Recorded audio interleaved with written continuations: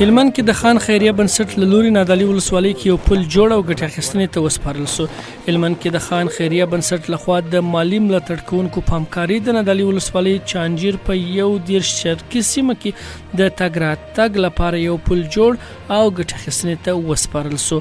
یاد پل 19 متره اوږدوالی او 1 متر 20 سانتي په اندازه بر لري چې د شاوخوا 80,000 افغانیو په ارزښت جوړ او عامو خلکو ته په واک کې ورکړل شو.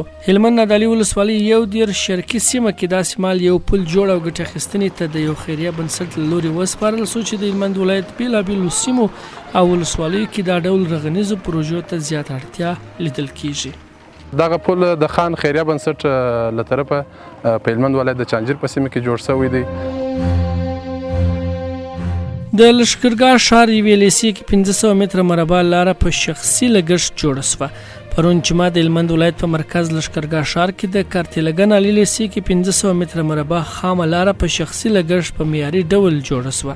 د یادې لیسې مدیر وایي چې د یادې خامه لارې په جوړېدو یې له چا مرسته نه ده غوښتې بلکې د خپلو ملګرو ترمنځ د پیسو په راټولولو سره یاده لاره جوړه کړې ده.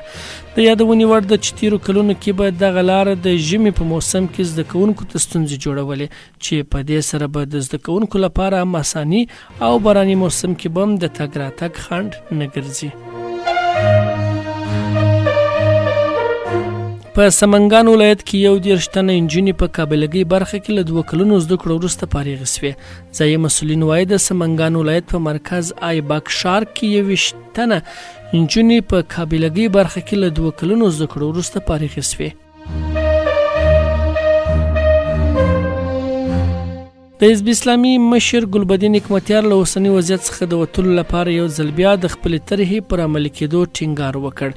نوموړي د جمعې ورځې د لمانځه پر مهال وویل چې د دې طرحې د مخې باید یو داسې ممثله شورا ایجاد شي چې اساسي قانون تصویب او تثبیت کړي او د غراض د راتلونکي نظام څرنګوالی وټاکي. نوموړي زیاتوي دا شورا به د ملي اجماع ممثله او د پریکړو وروستۍ مرجع وي.